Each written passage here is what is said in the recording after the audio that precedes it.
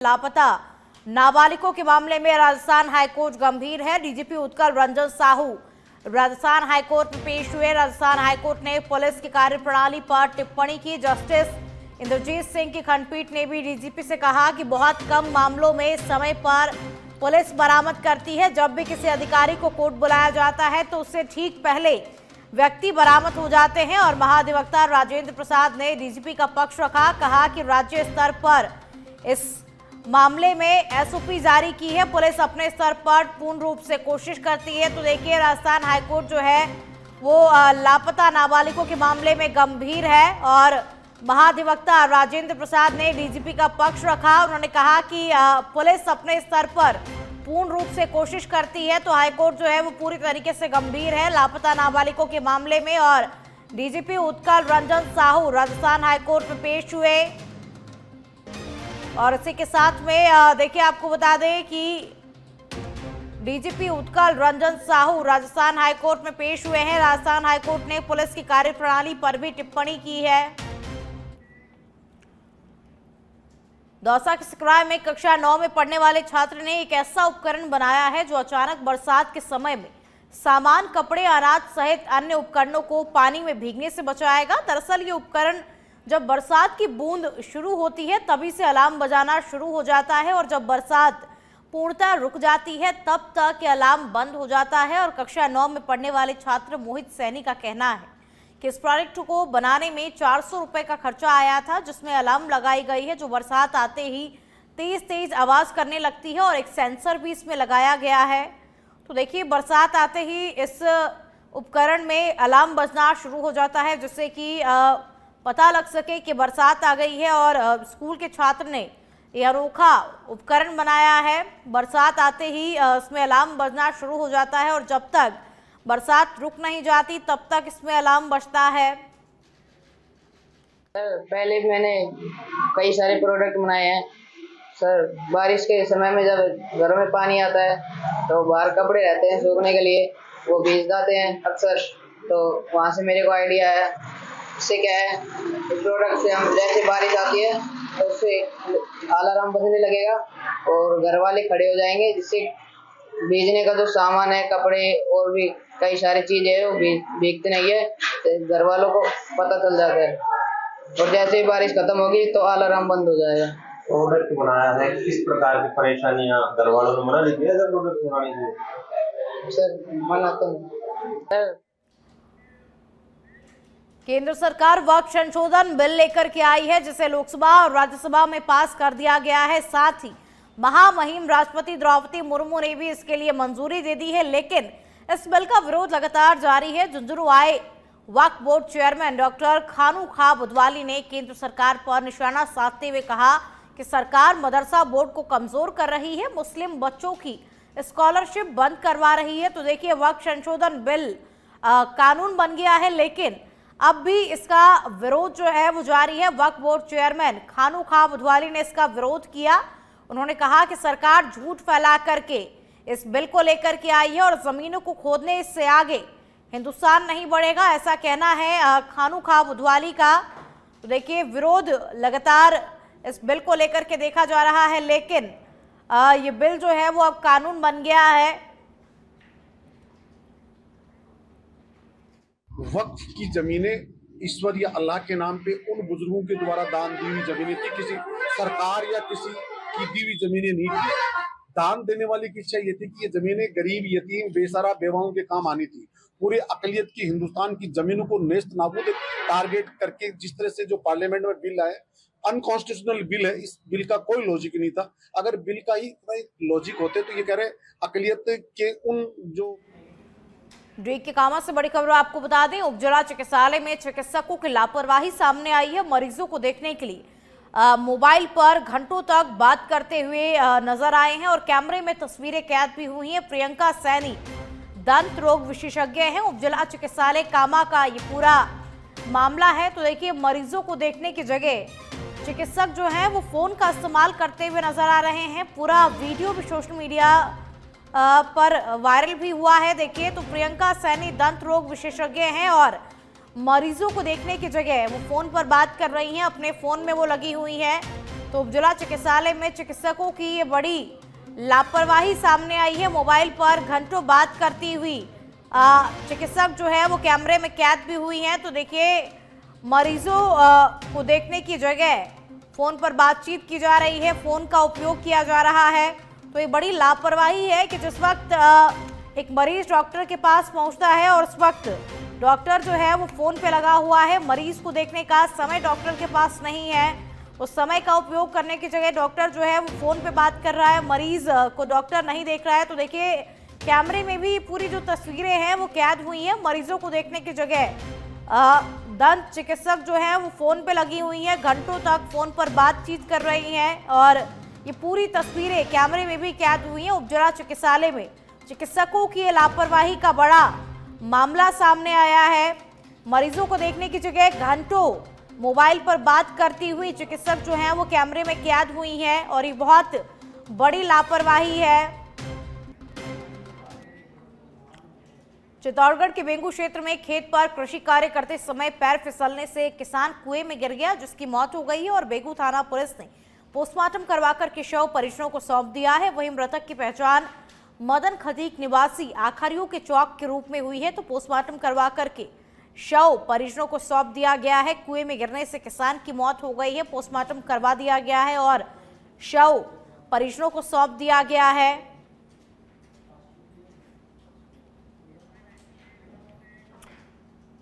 अब खबर अलवर के थानागाजी से है, जहां थानागाजी शिव बगीची पर हजारों ग्रामीणों की बैठक का आयोजन किया जाएगा और अराजनैतिक बैनर के तले शिव बगीची में सभी दलों के ग्रामीण मौजूद रहेंगे। साथ ही Thanagazi via Sariska elevated road बनवाने की मांग को लेकर के ग्रामीण रणनीति बनाएंगे। वहीं एलिवेटेड रोड बनाने की मांग को लेकर के पूरा बाजार बंद रहेगा।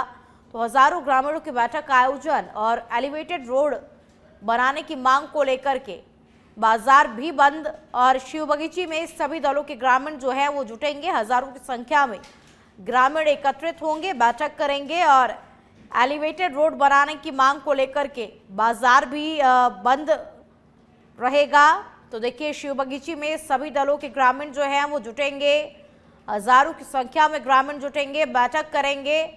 एलिवेटेड रोड की मांग को लेकर के बाजार भी बंद रहेगा।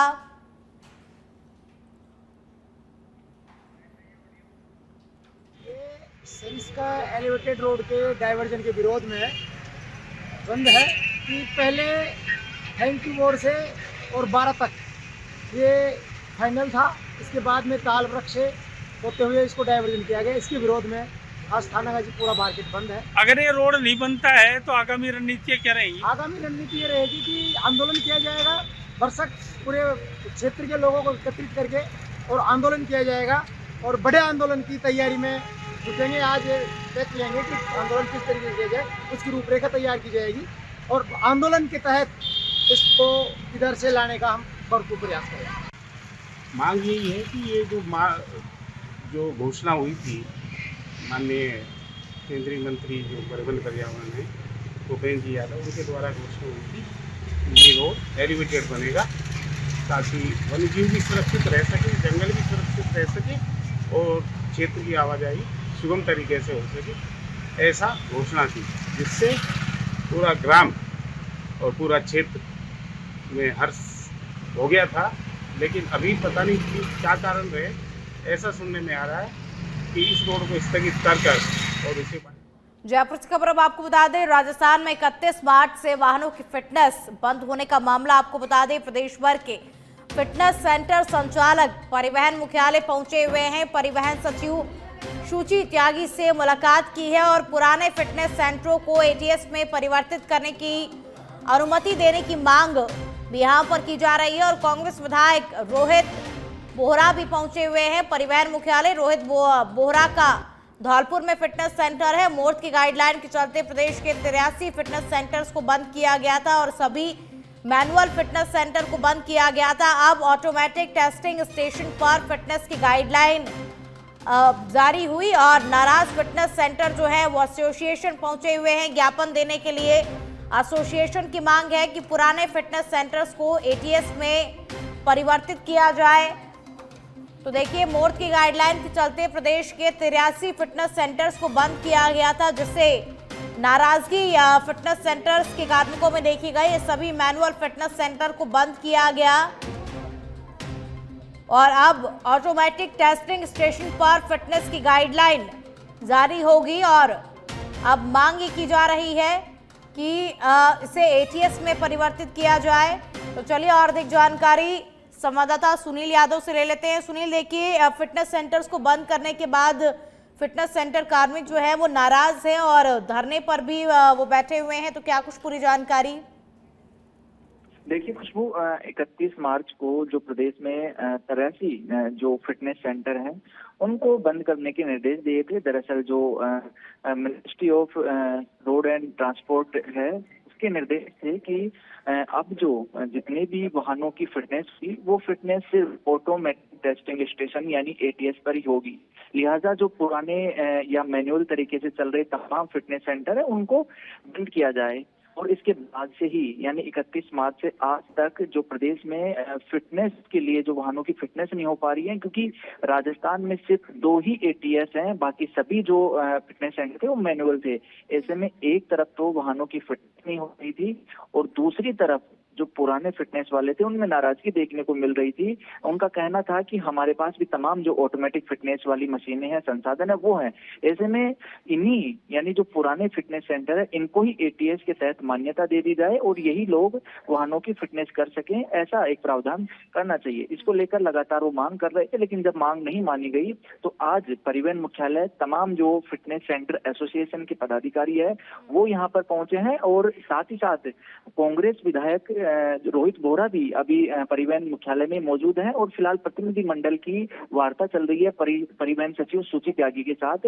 वार्ता के बाद ये तय होगा कि किस तरह की बातचीत अंदर हुई है और परिवहन विभाग इनकी मांग पर क्या सोचता है। लेकिन पिछले 7 दिन से लगातार मीडिया में भी ये खबरें चल रही हैं, क्योंकि ये रोड सेफ्टी से जुड़ा हुआ मामला है खुशबू। तो ऐसे में वाहनों की फिटनेस नहीं होना अपने आप में जो रोड सेफ्टी पर बड़े सवाल खड़े करता है। ऐसे में हो सकता है कि यहाँ वार्ता जो है ये सकारात्मक नतीजा लेकर बाहर निकले, क्योंकि परिवहन विभाग का भी मानना है कि जो पुराने फिटनेस सेंटर है उनके पास आधुनिक मशीनें हैं तो उनको ही एटीएस के तहत मान्यता दे दी जाए। अब देखना होगा कितनी देरी बैठक चलती है और क्या बातचीत में मिलता है। जी चलिए आगे भी इस पर नजर आप अपनी बनाए रखिएगा। फिलहाल के लिए शुक्रिया आपका जानकारियों को साझा करने के लिए।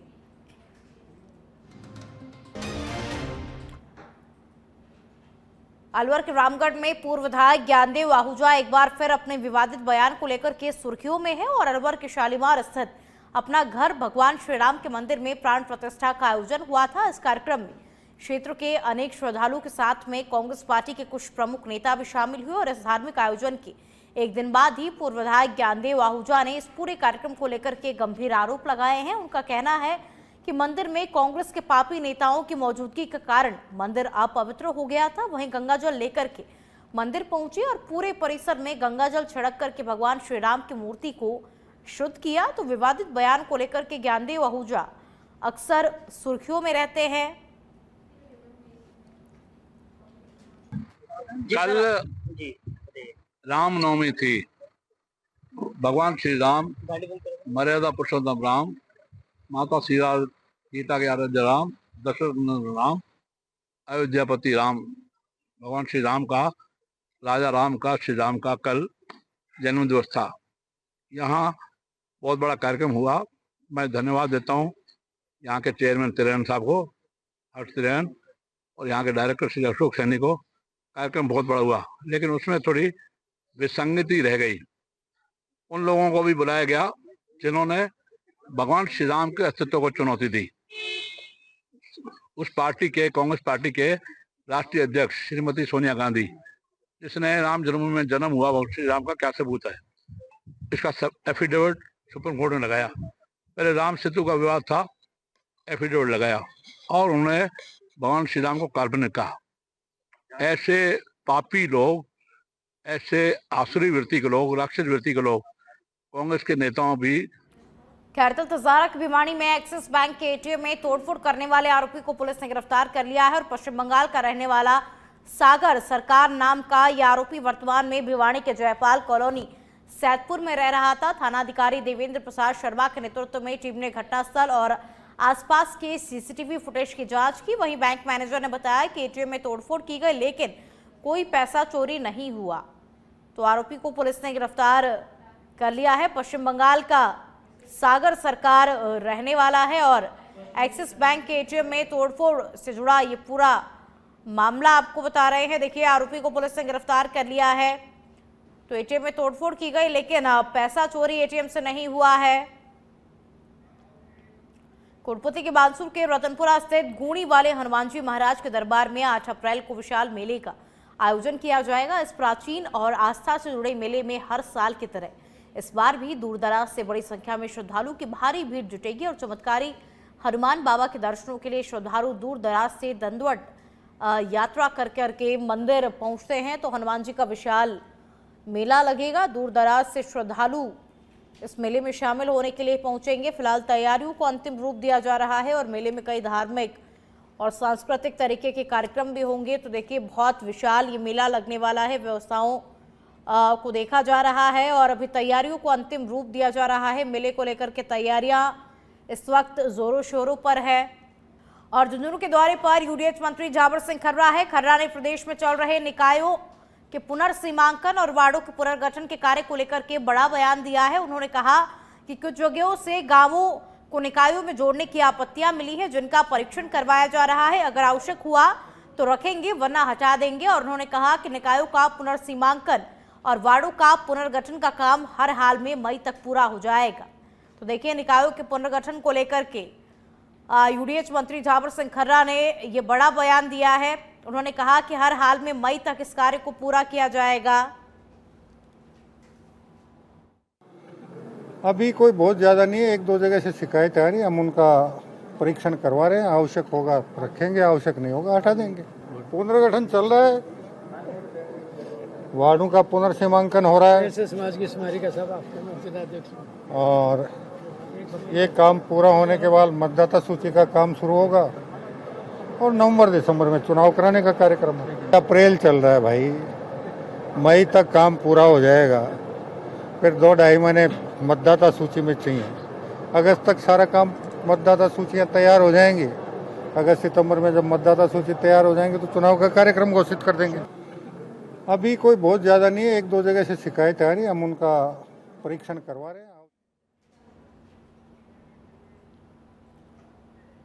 करौली के इंडौन सिटी में भगवान महावीर के आयोजित होने वाले वार्षिक लक्खी मेले का विधिवत रूप से आगाज हो गया है। मंदिर कमेटी के प्रबंधक नेमी कुमार पाटनी ने मुख्य मंदिर के प्रवेश द्वार पर ध्वजारोहण कर मेले का शुभारंभ किया। 7 दिन तक चलने वाले इस वार्षिक लक्खी मेले में करीब 5 लाख श्रद्धालुओं के आने का अनुमान लगाया जा रहा है। वहीं मेला प्रबंधन कमेटी के अनुसार 14 अप्रैल तक आयोजित होने वाले वार्षिक लक्खी मेले में अनेक धार्मिक और सांस्कृतिक कार्यक्रम होंगे।